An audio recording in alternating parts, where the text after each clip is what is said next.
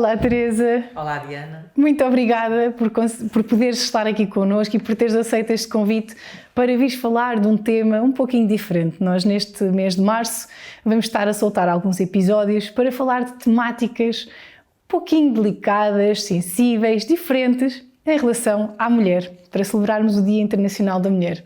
E eu convidei-te a vires aqui estar hoje para nos falares um bocadinho do teu percurso, porque tu foste pioneira na tua modalidade. Foste a primeira judoca a ir a Jogos Olímpicos, estiveste na edição de estreia do judo feminino em Jogos Olímpicos. Portanto, eu gostava que tu começasses aí a falar um bocadinho como é que surgiu o judo na tua vida, por onde é que surgiu esse interesse na modalidade? Conta-me um bocadinho, como é que começou?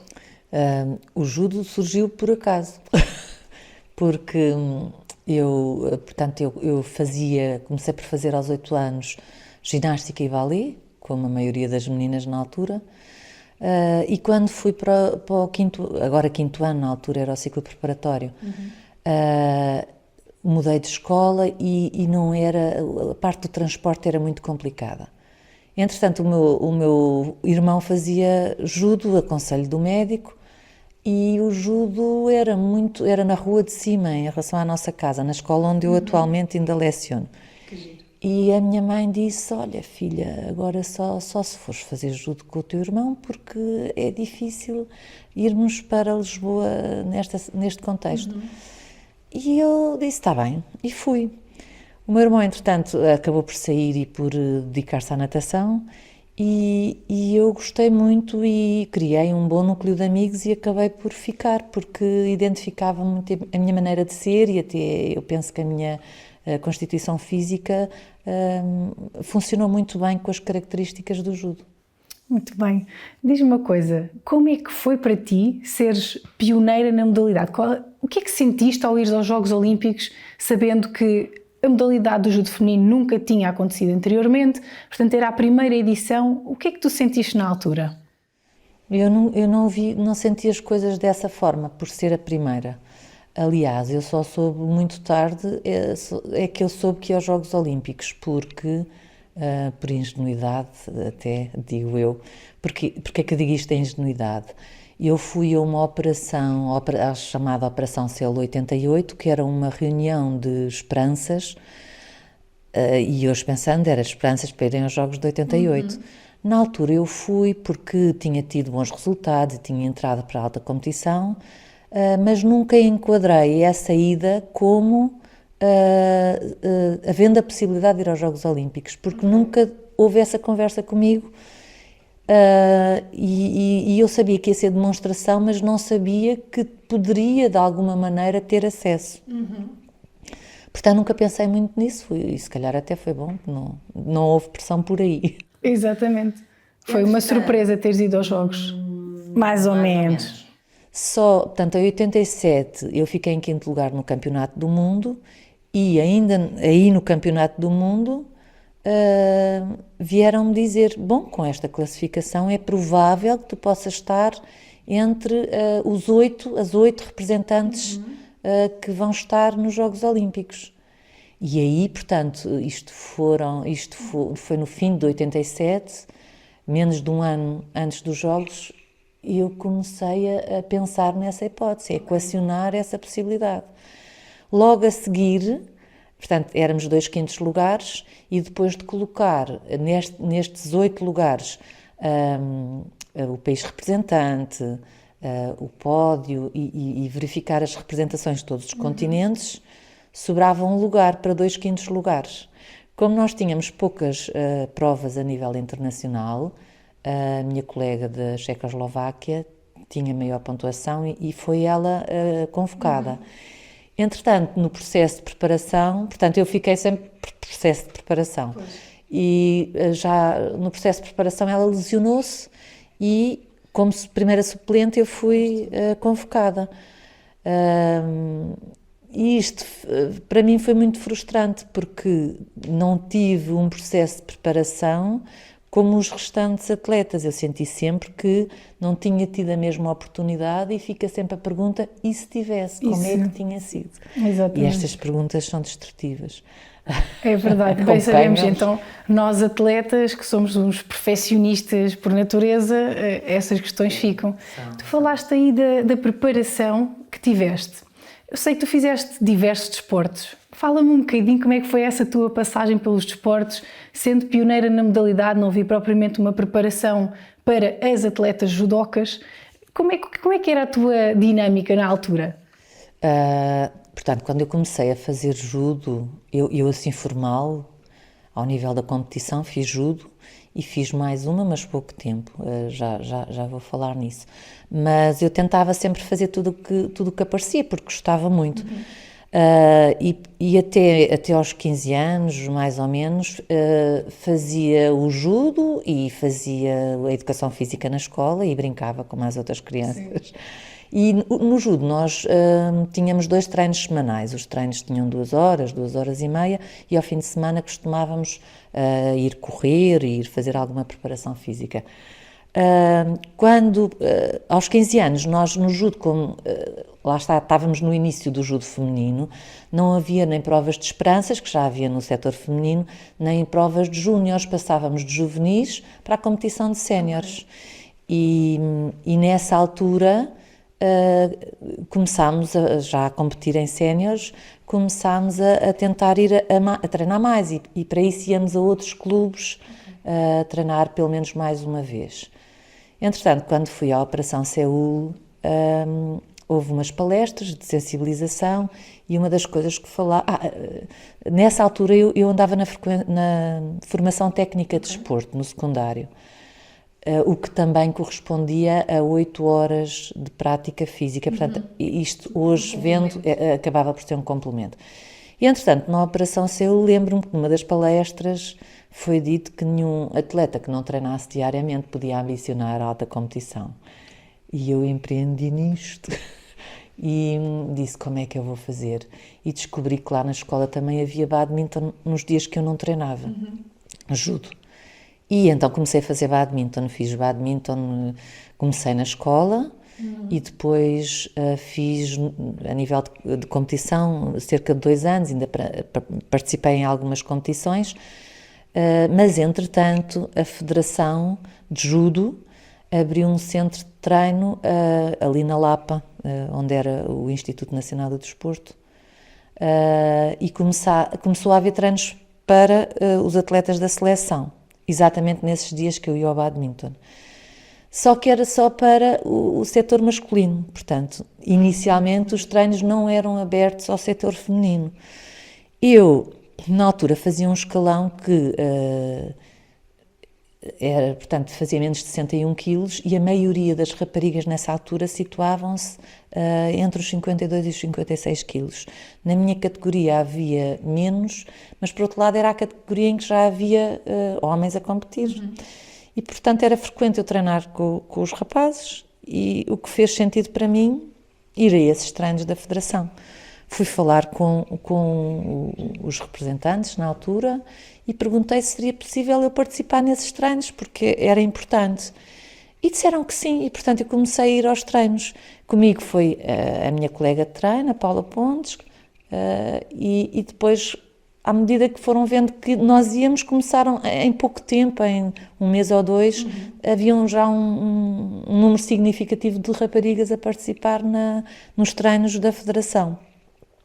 E em pouco tempo, não sei se 1 ano, já não me recordo, a Federação percebeu a importância deste espaço para o setor feminino e criou, portanto, a figura do treinador feminino e um espaço só para um treino feminino, que era ao sábado de manhã.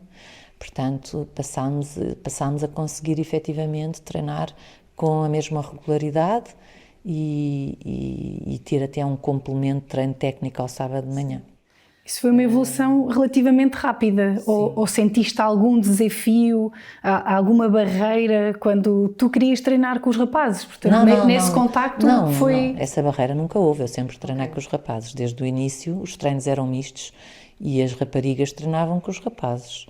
A única diferença era talvez a postura dos rapazes. Era engraçado porque eu acho que havia um grande cavalheirismo, sobretudo quando nós éramos mais pequeninas, havia o tenham cuidado com as meninas. E eu acho graça, ainda hoje observo isto, porque as meninas, se estiverem umas com as outras a treinar, há muita conversa. Tem imensas coisas para pôr em dia. Mas se forem treinar com um rapaz, aí é sério. Porque não gostam de ser tratadas como menores. Não é? E é muito engraçado, porque elas dão tudo. E o que acontecia era que, se havia algum cuidado connosco, esse cuidado só acontecia até o momento em que nós desequilibrássemos ou conseguíssemos ter alguma vantagem sobre o adversário.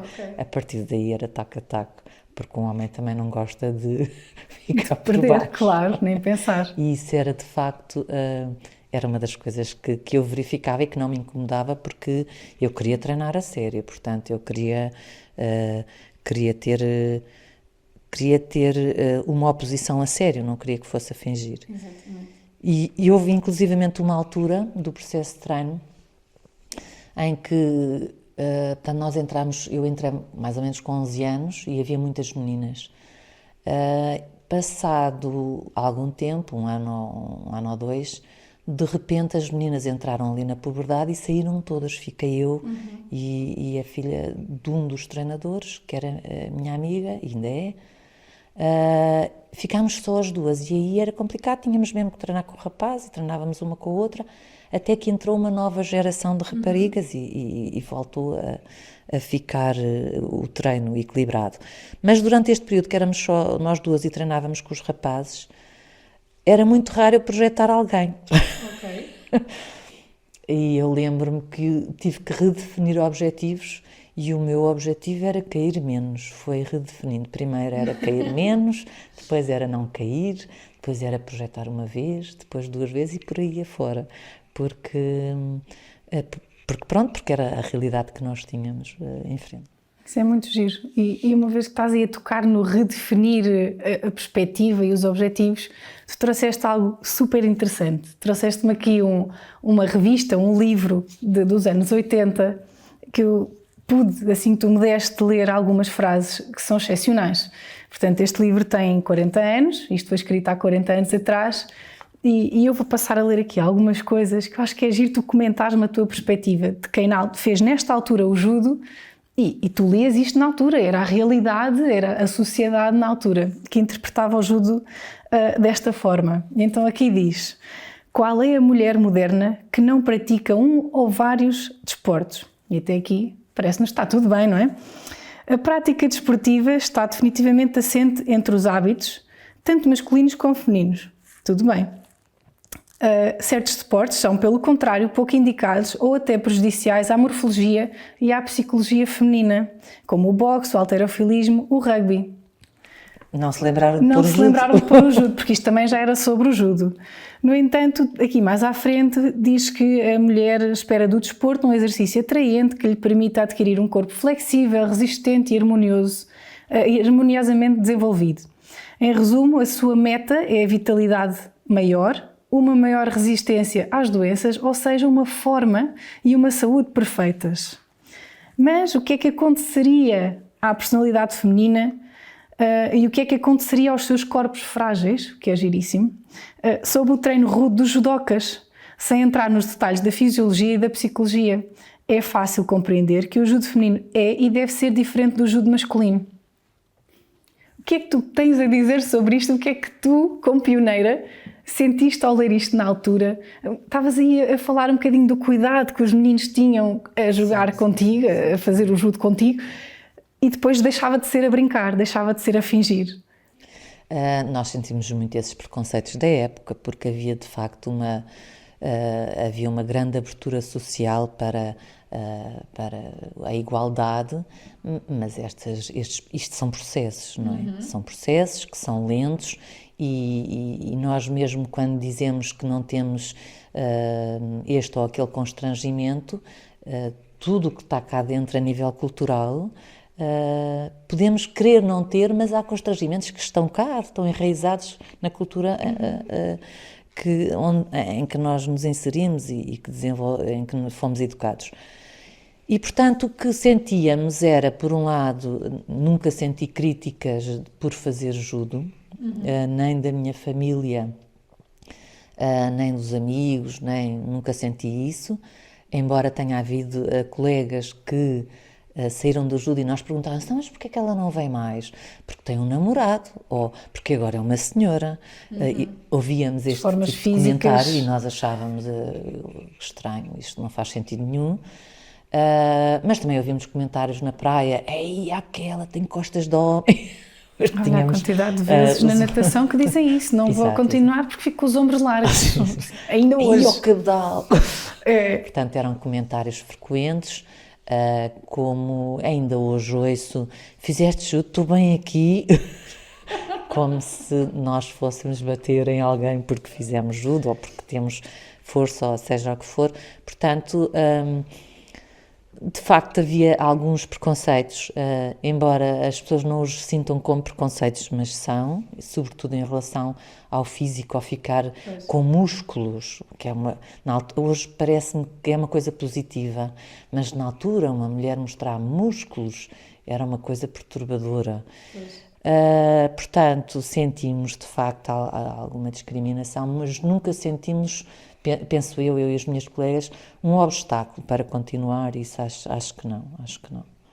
Obstáculos eventualmente não, mas qual foi assim o maior desafio que tu sentiste enquanto atleta e especialmente neste contexto como mulher?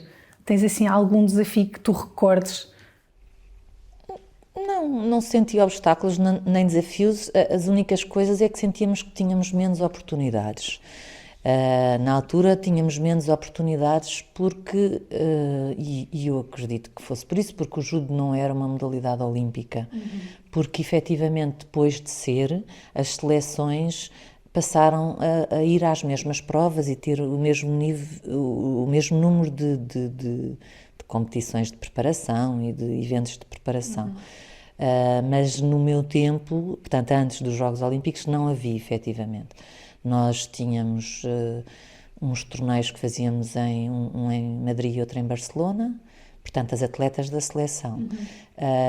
Íamos a um torneio internacional, depois aos campeonatos da Europa e aos campeonatos do mundo, que eles próprios eram recentes porque os primeiros campeonatos do mundo femininos foram em 1980. Mas pronto, Portugal também aí foi pioneiro, ou seja, não ficou à espera, acompanhou sempre este desenvolvimento.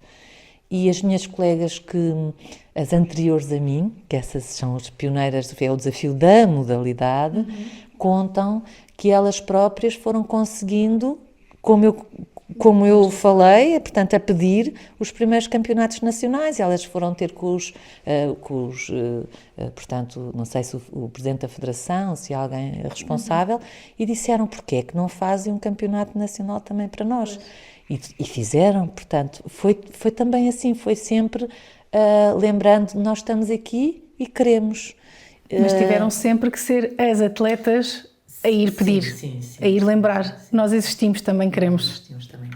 Teresa, que conselhos é que deixas às jovens mulheres, às jovens meninas que estejam agora a enverdar por um desporto que seja maioritariamente praticado por homens ou por rapazes? Que conselhos é que tu lhes deixas como motivação ou como pequeno alerta para que elas possam seguir em frente com os seus gostos e com o seu talento no desporto? Eu acho que para qualquer modalidade, para qualquer atleta, é as pessoas fazerem aquilo que gostam e não se deslumbrarem com o que acham que não conseguem. Porque mesmo nos meus alunos eu ouço muito não consigo. Não tentou, mas eu não consigo. E quando as pessoas tentam fazer porque é divertido, porque é bom, porque gostam, porque sentem prazer, porque se sentem felizes, então vale a pena. E o caminho tem que ser esse. O resto, eu costumo dizer, o resto vem depois, não é? O resultado não pode ser um fim em si próprio, tem que ser uma consequência. Olha, e diz-me uma coisa, só para terminarmos, eu gostava de saber o que é que tu, como pioneira na modalidade nos Jogos Olímpicos, sentiste ao ver uma mulher a receber uma medalha nos Jogos Olímpicos, na tua modalidade. O que é que significou para ti? Eu pergunto isto porque eu fui da natação e acabei de ver o Diogo a receber a medalha de ouro nos campeonatos do mundo e vibrei, eu fiquei doida, eu saltei, eu gritei, parecia que tinha sido eu a ganhar, mas imagino o que é que tu sentiste? Essa vibração eu senti quando um português no judo ganha uma medalha, que isso realmente foi novo. Nos Jogos Olímpicos foi um bocadinho a repetição do que tinha acontecido meio ano antes no Campeonato do Mundo. O pódio foi exatamente igual. Portanto, não senti isso dessa forma. O que eu senti, portanto, quando foi a entrega de medalhas, eu estava escondida, estava nos balneários, na parte de acesso, sim, e corria umas lágrimas como nunca. E o que eu senti nesse momento foi que aquela oportunidade podia ser a única, e foi. Não sabia se ia voltar, e foi a frustração de pensar que não tinha tido a preparação que os outros tiveram, não tinha tido as mesmas oportunidades. Foi um misto de sentimentos e de emoções muito forte. Imagino. Altura. No entanto, a minha pergunta ia no sentido do momento em que a Telma subiu ao pódio nos Jogos Olímpicos. Sim. O que é que sentiste? Sim, o que é que sentiste aí? Imensa.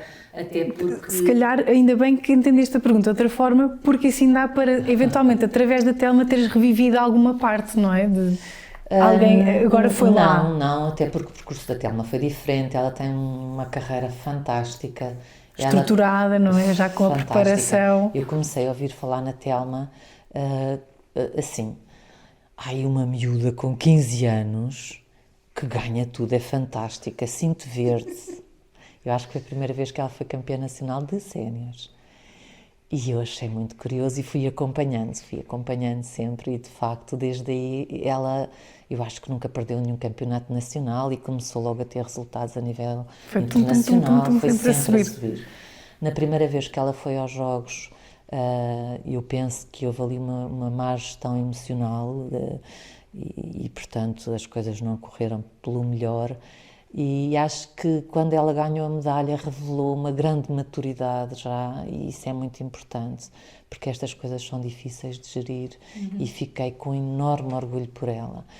Eu não senti na minha pele, foi mesmo como eu acompanhei a Telma e tenho uma enorme admiração por ela, foi mesmo um enorme orgulho nela. Ai, tão bom! Olha, era aí que eu queria chegar, porque eu senti um bocadinho disso, ainda não foram os Jogos, mas quando vi o Diogo foi realmente fantástico. Portanto, imagino tu, como sendo a pioneira, teres visto isso acontecer. Acho que isso é... Sim. Toca-nos de outra forma, não é? Sim. Teresa, só para terminarmos, eu gostava de falar desta imagem que nós temos aqui, porque eu gostava de saber o que é que esta imagem te traduz, porque tu estás nela. Eu estou como entrei, estou com um pé dentro e outro fora. O que é que ela te diz? Foi a sensação de entrar num estádio olímpico, para mim, que sou de uma modalidade que se pratica em pavilhão, foi uma sensação indescritível. Quando nós entramos no estádio e há um estádio cheio a aplaudir e se vê os vários símbolos olímpicos espalhados pelo estádio e se vê as várias equipas olímpicas, as pessoas que nós víamos na televisão e que admirávamos, vamos vendo por todo o lado, se vê as pessoas todas juntas ali naquele espaço. É uma sensação que eu não consigo descrever. Não é possível. Ainda hoje, quando penso nisso, me emociono, mas não consigo explicar. Teresa, obrigada por nos dares estes teus minutos, por partilhares connosco a tua experiência enquanto pioneira no judo feminino, mas acima de tudo obrigada por todo o trabalho que fizeste para que as mulheres no judo e as mulheres atletas tenham conseguido chegar onde estão a chegar hoje, porque esse trabalho também é teu. Obrigada. Obrigada, obrigada também por teres lembrado e por teres convidado.